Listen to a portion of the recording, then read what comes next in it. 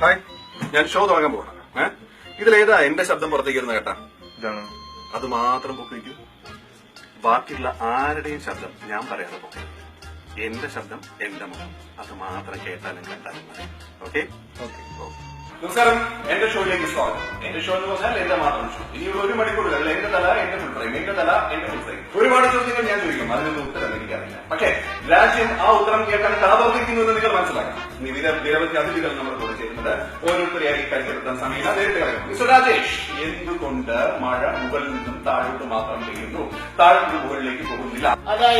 ഇല്ല, അതാണ് എന്റെ ചോദ്യം. Answer B Rajesh. എന്തുകൊണ്ട് മഴ മുകളിൽ നിന്ന് താഴോട്ട് മാത്രം പെയ്യുന്നു? പലതവണ ഇതേ ചോദ്യം ഞാൻ നിങ്ങളോടും നിങ്ങൾ സംഘത്തോടും ചോദിച്ചാണ്. നിങ്ങൾ അപ്പോഴെല്ലാം ഒഴിഞ്ഞുമായി ഉത്തരം പറയാം. ഇപ്പോഴെങ്കിലും എന്റെ കൺമുമ്പിൽ നിങ്ങൾ നിൽക്കുകയാണ് ഉത്തരം പറയും. അതെ, നിങ്ങൾക്കതിന് ഉത്തരം അറിയില്ല.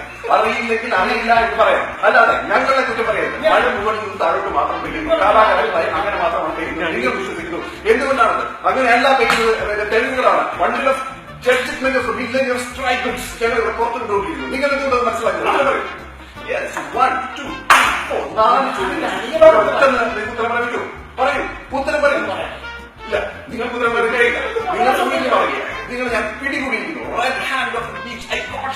കേട്ടോ, ഞാൻ ചോദിച്ച ഒരു ചോദ്യത്തിന് ഒരു രാജേഷ് നിങ്ങൾക്ക് ഉത്തരം പറയാൻ കഴിയില്ല. നിങ്ങൾക്ക് ഉത്തരം പറയാൻ കഴിയുകയുമില്ല. കാരണം അങ്ങനെയാണ് എന്റെ ചോദ്യങ്ങൾ. അത്ര ഷാർപ്പാണ് എന്റെ ചോദ്യങ്ങൾ. ഞാൻ ഇനി ഒരുപാട് ചോദ്യങ്ങളാണ് ഇപ്പോൾ ചെറിയ അവസരം നിങ്ങൾക്ക് അവസരം പിന്നെ ഞാൻ എന്ത് ചെയ്യും?